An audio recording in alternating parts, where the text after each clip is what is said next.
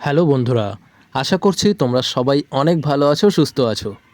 আজ এই ভিডিওতে আমি তোমাদেরকে একটি ওয়াটার কালার দেখাবো, যেখানে খুব সিম্পল একটি বেসিক টিউটোরিয়াল তোমাদেরকে আমি দেখাতে চলেছি।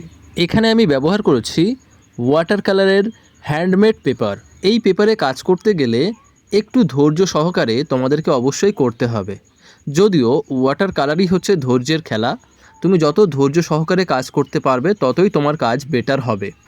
এছাড়া ওয়াটার কালার করার জন্য মনে রাখবে পেপার কিন্তু খুবই গুরুত্বপূর্ণ, যে কারণে তোমরা এখানে হ্যান্ডমেড পেপার বা বাফ কার্টিজ অথবা এখানে তোমরা 300 জিএসএম ওয়াটার কালারের পেজ নিয়েও কিন্তু তোমরা কাজগুলিকে করতে পারো। এবং কালার অবশ্যই আর্টিস্ট কোয়ালিটির কালার রাখবে, না হলে কালারগুলি কিন্তু ফেটে যাবে।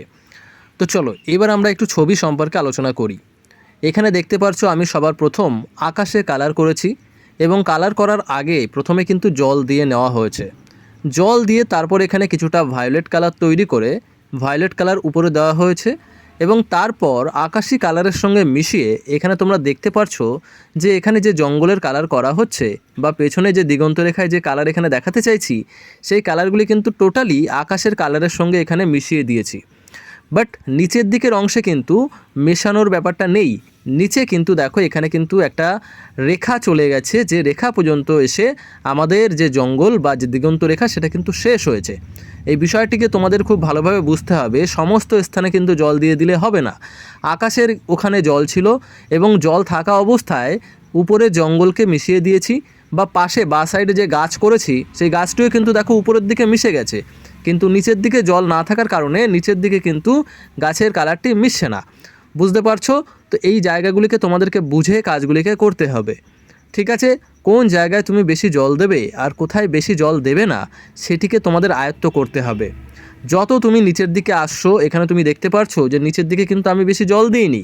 ঠিক আছে, শুধুমাত্র আকাশের কালারেই কিন্তু জল দেওয়া হয়েছে। আর তারপর যত নিচের দিকে আসা হচ্ছে সেখানে কিন্তু কিছু কিছু জায়গা দেখো হোয়াইট ছেড়ে রাখা হচ্ছে, অর্থাৎ সাদা এরিয়া ছেড়ে রাখছি।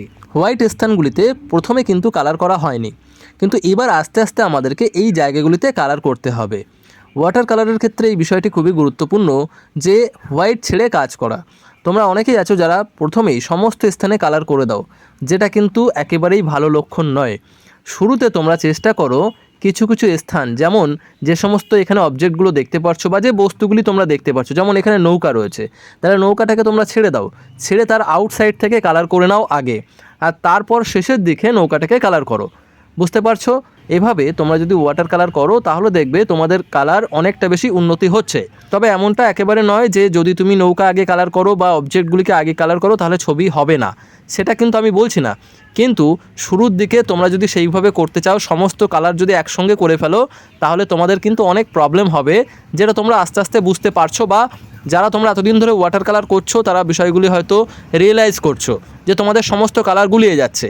যে কারণেই তোমাদের কিন্তু এই বিষয়গুলিকে মাথায় রেখে কাজ করার দরকার, যারা তোমরা শুরুতে কাজ করছো।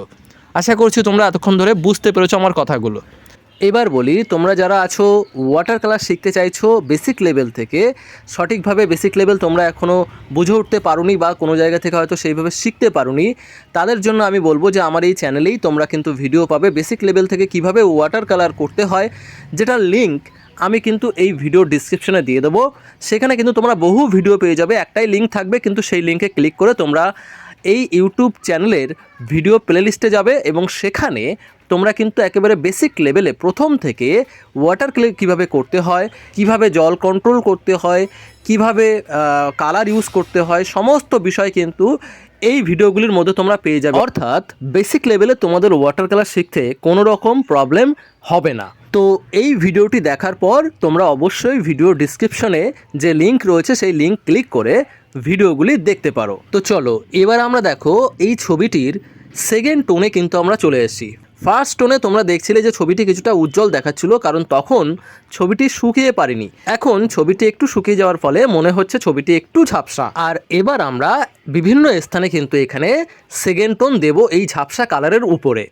এখানে তোমাদের বুঝতে হবে যে যে স্থানগুলিতে তুমি সেকেন্ড টোন দিচ্ছ সেই স্থানগুলি কিন্তু তুলনামূলক পেছনের স্থানের থেকে সামনে চলে আসছে। বুঝতে পারছো? এখানে দেখো সামনে যে গাছ রয়েছে সেই গাছে আমি কিন্তু সেকেন্ড টোন দিচ্ছি, আর দেওয়ার ফলেই তোমরা দেখতে পাচ্ছ পেছনে যে দিগন্ত রেখায় যে জঙ্গল রয়েছে সেই জঙ্গলের তুলনায় এখানের কালারটি কিন্তু যথেষ্ট পরিমাণে ফুটে উঠছে। আর ঠিক এভাবেই কালারের মাধ্যমে ছবিতে দূরে এবং কাছের যে এফেক্ট সেই এফেক্ট কিন্তু ফুটিয়ে তুলতে হয়। যত কাছের দিকে ছবি করবে তত কাছে তোমাকে একটু ডার্ক, আর তার সঙ্গে কিন্তু ছবিতে কিছুটা রিয়েলিস্টিক বা সেই ছবিতে কিছুটা ডিটেলের সাথে তোমাকে কালার করতে হবে। এবং যত পেছনের দিকে থাকবে তত কিন্তু কালার অবশ্যই দেবে, কিন্তু সেখানে কিছুটা রিয়েলিস্টিক ভাব কমে আসবে, আর তার সঙ্গে কালার কিন্তু সামনের কালারের তুলনায় কিছুটা ঝাপসা থাকবে অবশ্যই। এই বিষয়গুলিকে মাথায় রেখেই কিন্তু তোমাকে কাজ করতে হবে ওয়াটার কালার বা যে কোনো কালারের ক্ষেত্রে। আই হোপ এই পর্যন্ত তোমরা খুব ভালোভাবে বুঝতে পেরেছো। যদি তোমাদের এতদূর পর্যন্ত ভিডিও ভালো লেগে থাকে অবশ্যই তোমরা একটা লাইক করে কমেন্টের মাধ্যমে জানাও, আর যদি তোমরা নতুন হও তাহলে অবশ্যই সাবস্ক্রাইব করে আমার বন্ধু হতে পারো। তাহলে এবার তোমরা পরের পার্টগুলিকে দেখতে থাকো। আশা করছি তোমরা খুব সহজেই বিষয়গুলিকে ধরতে পারবে। এবং সবথেকে বড় কথা হচ্ছে যে ওয়াটার কালারে কিন্তু প্র্যাকটিস তোমাদের অনেক দরকার। প্র্যাকটিস যদি না করো তাহলে কিন্তু ওয়াটার কালার করতে পারবে না।